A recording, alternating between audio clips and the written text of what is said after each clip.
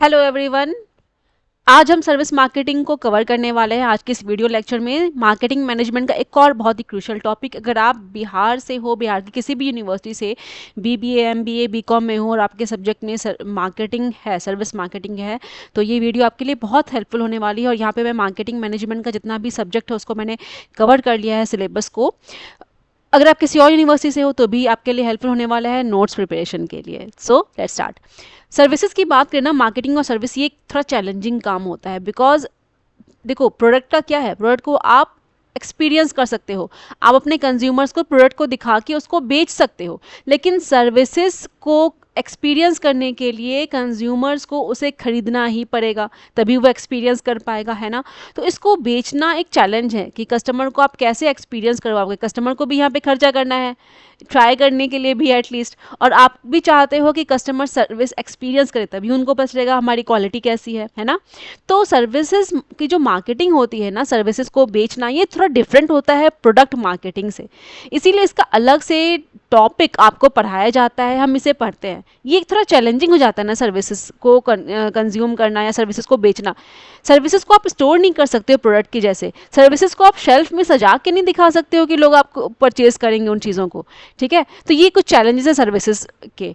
तो यहाँ पे चलिए पढ़ते हैं कि सर्विसेज या सर्विस मार्केटिंग क्या चीज़ है। पहले डिस्कस करते हैं कि सर्विस क्या है। तो सर्विस ना एक कोई भी इंटेंजिबल एक्टिविटी है जो कि that one party offers to another which does not result in ownership of anything, ठीक है। जिसमें कि ओनरशिप का ट्रांसफर तो नहीं होता है और कोई किसी के पास कोई ओनरशिप नहीं है। एग्जाम्पल जैसे बैंकिंग हो गया, इंश्योरेंस हो गया, एजुकेशन, ट्रांसपोर्ट, ये सारा ही सर्विस मार्केटिंग का एक इसके टाइप्स है, ठीक है। अगर अब फीचर्स की बात करें ना, तो फीचर्स में क्या क्या है, हिप्पी, इस तरीके से इसका फीचर याद रखना। बहुत बार ऐसा होता है जब हम एग्ज़ाम में आंसर लिखने लगते हैं ना, तो हमें याद ही नहीं रहता है कि अब इसके बाद क्या लिखें, कॉन्सेप्ट कितना भी क्लियर हो, क्योंकि बहुत सारी चीज़ें पढ़ के जाते हैं ना। तो इसलिए सबका शॉर्ट फॉर्म याद रखना। हिप्पी मतलब एच मतलब हेट्रोजिनिटी, आई मतलब इंटेंजिबिलिटी, पी मतलब पेरिशेबिलिटी, पी मतलब फिर से पीपल बेस्ड, आई मीन्स इंसेपरेबिलिटी और ई मीन्स एक्सपीरियंस बेस्ड, ठीक है। हेट्रोजिनिटी मतलब जो सर्विस है ये आपका पर्सन टू पर्सन ये वेरी कर सकता है। अगर एक डॉक्टर बहुत अच्छा है, दूसरा डॉक्टर में भी अच्छा नहीं होगा।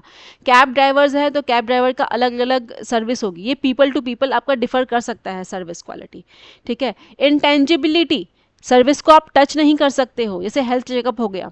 पेरिशेबिलिटी, इसको स्टोर नहीं किया जा सकता है। अगर होटल रूम अभी खाली है, स्टोर करके रख दो, क्योंकि शादी के टाइम में होटल रूम की डिमांड बढ़ेगी, बैंक्वेट हॉल की डिमांड बढ़ेगी, तो शायद हम उस टाइम के लिए स्टोर करके रख दें। नहीं, हमें उसको स्टोर नहीं कर सकते हो आप। डिमांड बढ़ेगी तो बढ़ेगी, क्या कर सकते हैं।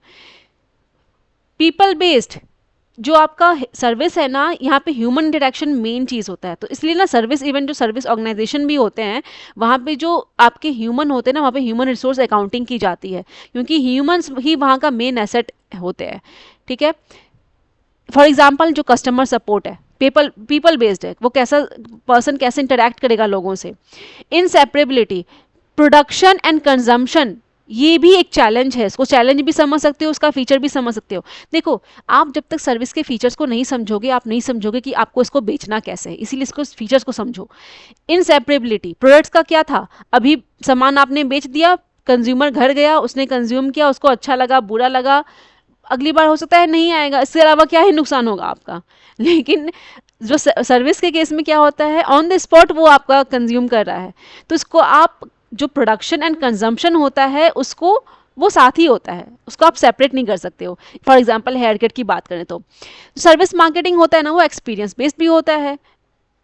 क्वालिटी जो है सर्विस की, वो सिर्फ तभी जज की जा सकती है जब तक आप उसको यूज़ नहीं करोगे, आपका कस्टमर आपको उसको यूज़ नहीं करेगा। तो यहाँ पे क्या क्या आपने सर्विस मार्केटिंग का फीचर्स पढ़ा है, हिप्पी, HIPPI, याद रखना।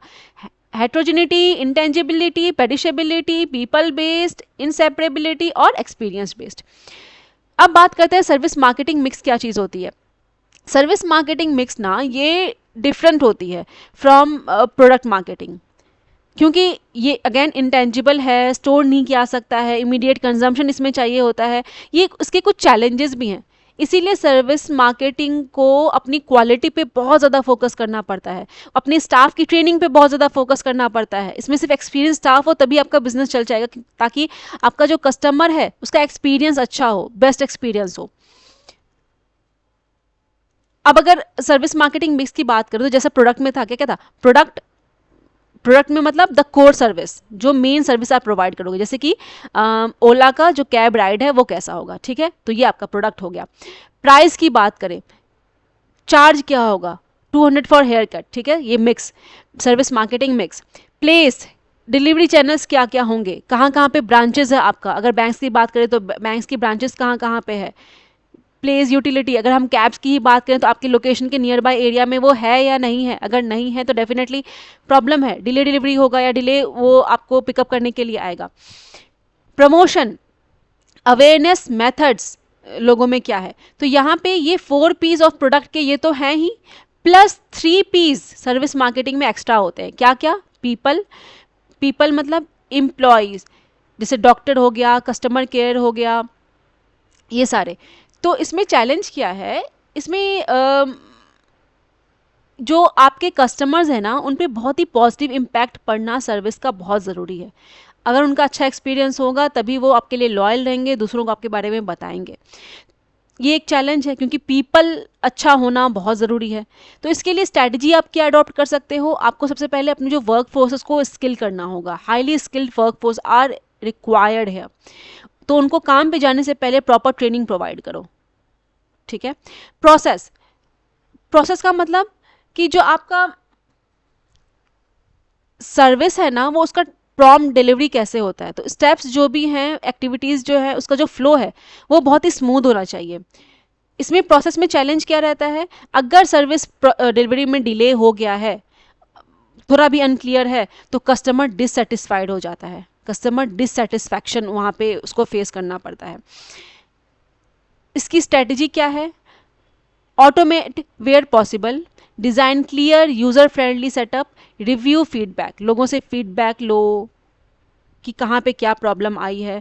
प्रोसेस मतलब किस तरीके से आप डिलीवरी को प्रोसेस करते हो, सॉरी सर्विस को डिलीवर करते हो, क्या उसका सीक्वेंस है, ये बहुत ही इंपॉर्टेंट होता है, नहीं तो कस्टमर डिससेटिस्फाइड हो जाएगा। सपोज आप किसी रेस्टोरेंट में गए हो, ठीक है, वहाँ पे आप आधे घंटे से बैठे हो, आपका खाना आपके टेबल पे नहीं आ रहा है, तो आप डेफिनेटली डिससेटिस्फाइड हो जाओगे, है ना।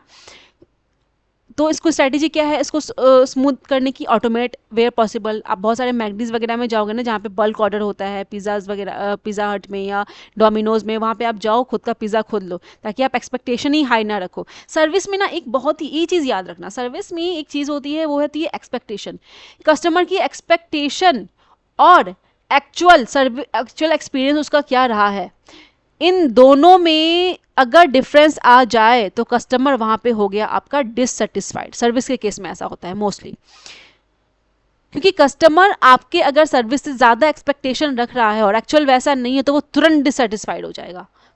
तो यहाँ पे कोशिश ये होती है कि या तो वो उतना एक्सपेक्टेशन ही हाई ना रखे, यहाँ पे आपको पता है आप डोमिनोज जाओगे, आपको खुद का पिज़्ज़ा खुद ही लेना है, आपका एक्सपेक्टेशन हाई नहीं है, आपको पता है आप सेल्फ सर्विस है वहाँ पे भाई। लेकिन अगर आप किसी रेस्टोरेंट जाते हो, अगर आपको वहाँ पे खाना खुद ही लेना पड़े जा करके, तो आपको अच्छा नहीं लगेगा, यहाँ पे आपकी एक्सपेक्टेशन उतनी है ही नहीं। तो यहाँ पे जो एक्सपेक्टेशन है ये बहुत ही इंपॉर्टेंट चीज़ है। तो इसकी स्ट्रैटेजी क्या है, प्रोसेस को स्मूथ करने के लिए ऑटोमेट कर दो, क्लियर यूज़र फ्रेंडली सेटअप्स रखो, ये सारी चीज़ें। फीडबैक रिव्यू, कस्टमर डिससेटिस्फाइड ना हो, क्या रीज़न हो गया उसको डिससेटिस्फैक्शन का, ये उससे पूछो टाइम टू टाइम।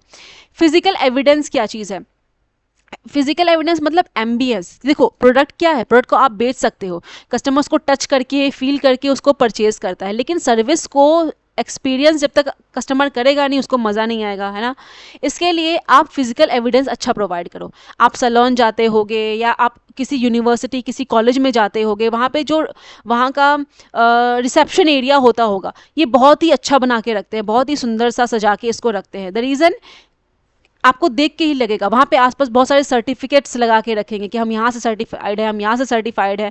इससे एक कस्टमर में ट्रस्ट आया, उसने कहीं ना कहीं उससे उसको लगा कि नहीं हम सही जगह हैं।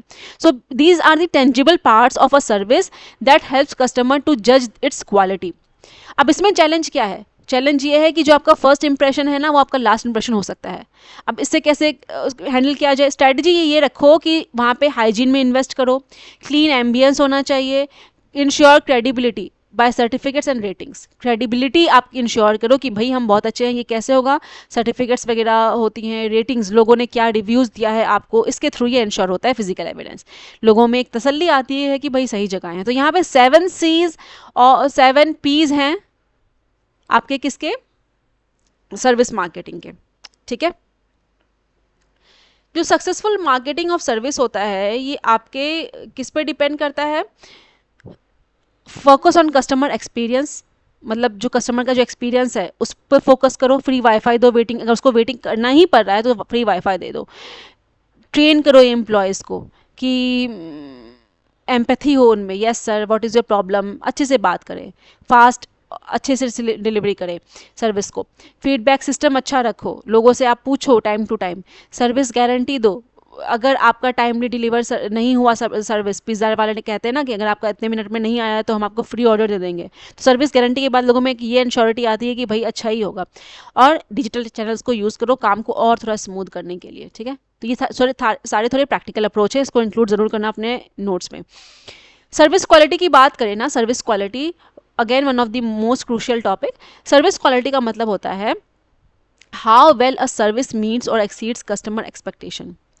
यहाँ पे जो क्वालिटी है ना ये एक्सपीरियंस से जज होती है, ये हमने देख लिया।